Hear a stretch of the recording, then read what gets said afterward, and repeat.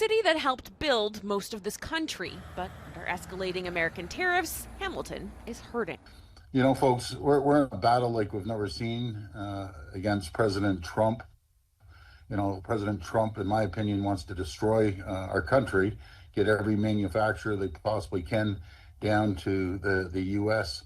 About supporting the steel and aluminum sector. In these testing times, a summit in Canada's steel town is bringing together the top transportation companies, government reps, and union members to pitch purchasing Canadian steel and aluminum in their future projects. We brought together today some of the critical sectors: the rail sector, the shipbuilding sector, the ferry sector. And this was about really putting them together with the steel industry, putting them together with the aluminum industry to be sure that as we are building Canada, we are using Canadian steel, we are using Canadian aluminum. BC Ferries, recently under fire for accepting an offer to build their new ships offshore, says the reality in shipbuilding is that domestic prices and overall industry strategy isn't close to being competitive. The Canadian industry needs supports and investment from other levels of government. And it's not just, again, subsidizing shipbuilding. It's you need naval architects and engineers and skilled trades.